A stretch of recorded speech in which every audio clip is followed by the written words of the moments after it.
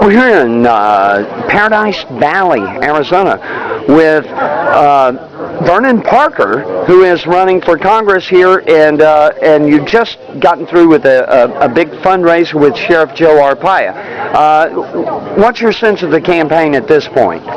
Well, we are going to come on very strong. We are bringing conservative values back to this country. So I really believe that when the American people, and more importantly, when the people from the state of Arizona, Congressional District 3, when they hear what we have to say, we're going to have a great showing. And the momentum is with us. You see, we have a ton of people here from all walks of life, and it's just, we're very, very thrilled about today. Very thrilled. All right, then. Now, Sheriff Joe is very popular among conservatives in Arizona.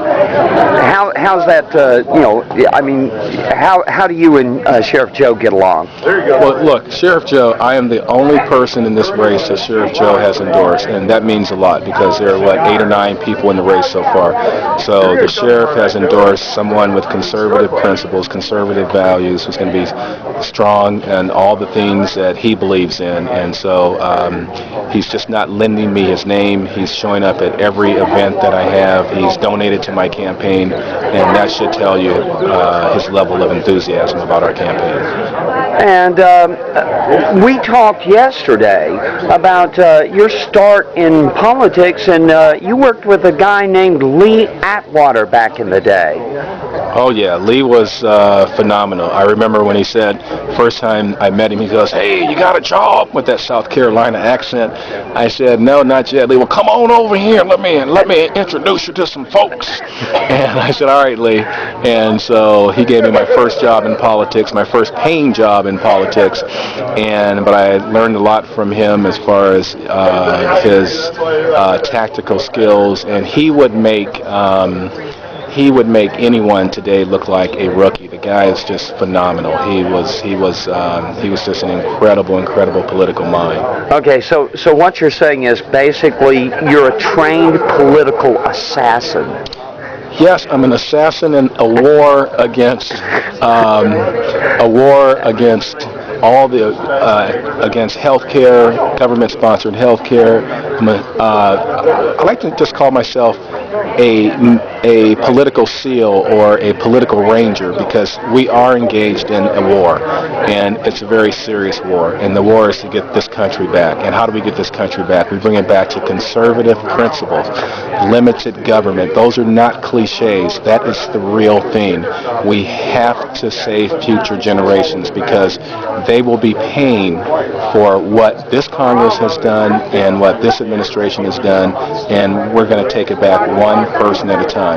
Okay, let me ask you something. I'm just standing here and we've got the mountains in the background, and this is the golf course here. Well, no, it used to be a golf course, but now it is a green belt. So the homeowners association, they take care of all this for us. It's a lot of fun. My kid can run out there and play, and it's like a football field. It's a long way from where you grew up. It's a long and winding road that I took to get here. Yeah, and this is your house. Yeah.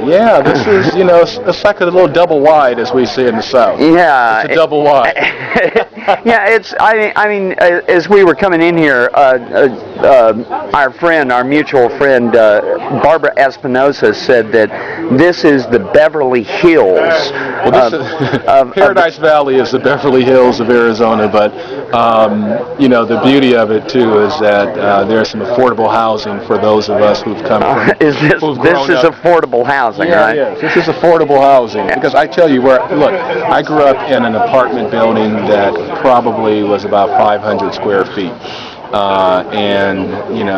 I saw a lot of things when I grew up, and I can guarantee you, if people asked you back then if I would be doing the things that I am today, running for Congress, they would say no, but that's the dream. That's the American dream, and that's the dream that I want to tell every kid out there, regardless of what color, what gender they are, that if you work hard, that you can do anything that you want, and we have to save future generations and get them away from government dependency, because the government dependency will do one thing: it will stifle your growth. And so we need to grow not just this economy, but we need to grow the youth in this country to help restore faith in America. Now, I understand that you've said that some of your own family members just have problems with, they wouldn't vote for you because you're a Republican. Well, probably some of them wouldn't, but some of them, I think we're converting on us, slowly.